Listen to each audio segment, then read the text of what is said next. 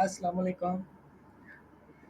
आज हमारा टॉपिक है कि नेटवर्क के अंदर जो हम कॉमन प्रोटोकॉल्स यूज़ करते हैं डेली लाइफ में, कुछ प्रोटोकॉल्स होते हैं कंप्यूटर, उनको किस तरीके से यूज़ करेंगे, कैसे उनका कॉन्सेप्ट क्या होता है, उनका पर्पस क्या है। अगर आप नए हैं मेरे चैनल पे तो चैनल को सब्सक्राइब करें, शेयर करें, लाइक करें, कमेंट्स करें ताकि इस तरह की मोर और इन्फॉर्मेटिव वीडियोस आपको मिलती रहें। देखिए basically what is a protocol. Protocol is एक आपके पास इस communication protocol is a system of digital rules for message exchanging within और between computer communicating systems. Usually defined formats exchange message. Each message has an exact meaning intent to provoke particular response of the receiver. Simply हम ये कह सकते हैं कि protocol हमारे पास क्या होता है, एक सेट होता है रूल्स एंड रेगुलेशन का। ठीक है, यानी कि अगर मुझे किसी से कम्युनिकेशन करनी है, किसी और लैंग्वेज में कम्युनिकेशन करनी है तो मुझे वो लैंग्वेज आनी चाहिए।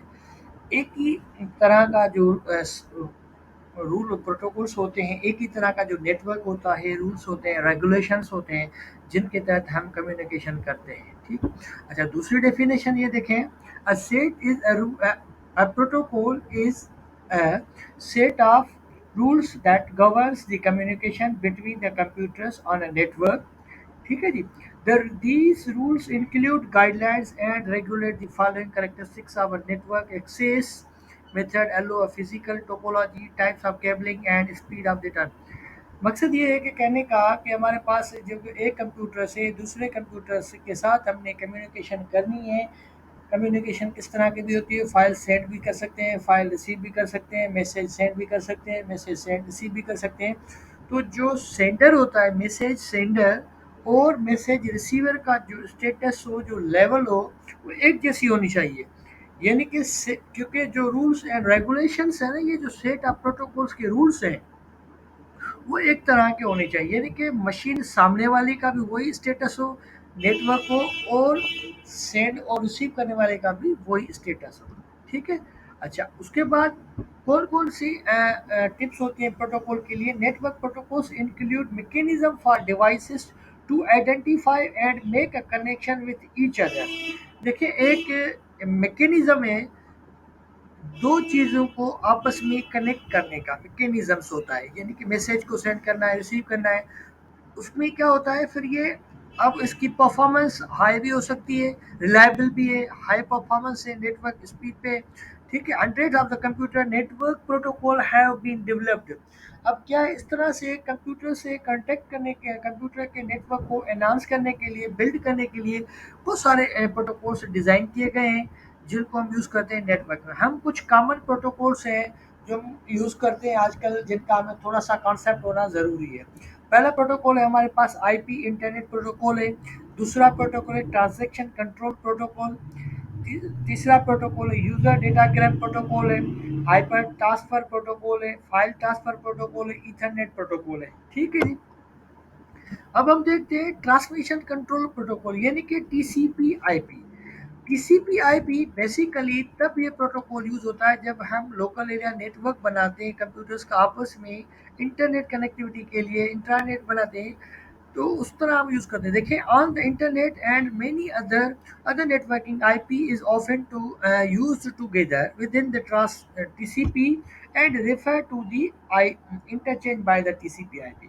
However, TCP IP has become standard terminology to refer to either or both of the protocol. The term TCP IP refer to network communication where the TCP's transport is used to deliver data access IP networks. TCP is a main protocol of an internet, popular also the intranets.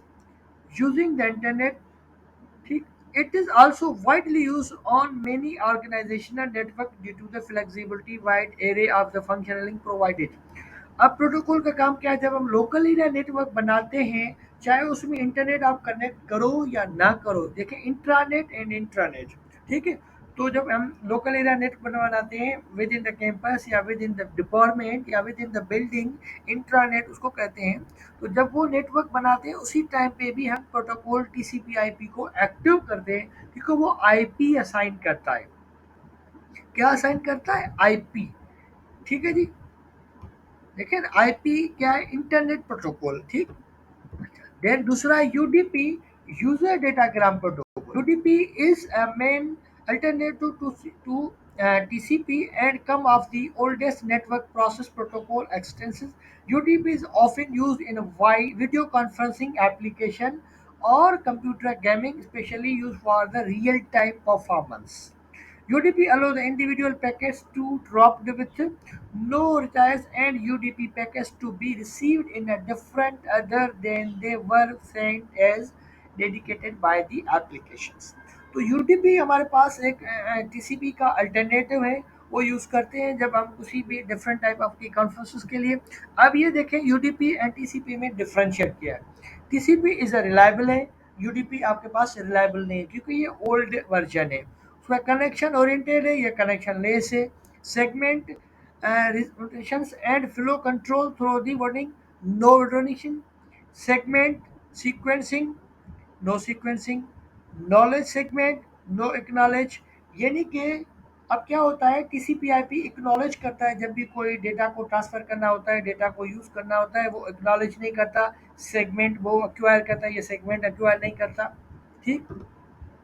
Then है HTTP, hyper text transfer protocol. HTTP hyper transfer protocol, ये हमारे पास web browser के लिए use होता है। आप देखें जब भी हम कोई भी वेबसाइट ओपन करते हैं तो हम वहाँ लिखते हैं एच टी टी पी, खुद हम नहीं भी लिखते हैं तो आ जाता है। उसका मकसद ये होता है, ब्राउज़र का मकसद है, उसमें आप कोई भी लिखेंगे उसका मकसद है कि ब्राउज़र के अंदर कोई एप्लीकेशन आपको ओपन करके देनी है। वेब ब्राउज़र सर्विसेज है ये।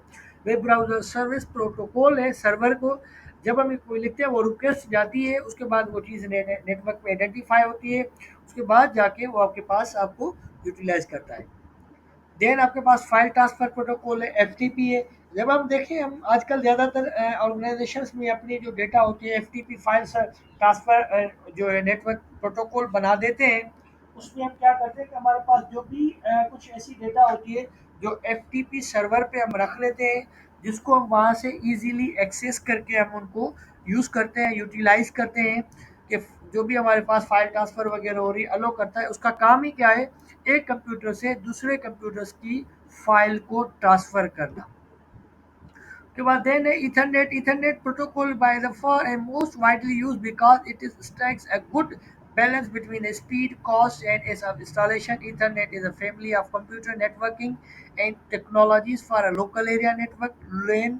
ठीक है। Internet uses the access method called CSMA/CD, carrier sense multiple access collision detection. Ethernet protocol allow for the linear bus star and tree topologies. Data can be transferred over the wireless access point, twisted pair cable, coaxial, or fiber optic cable at the speed of 10 Mbps per and 100 Mbps.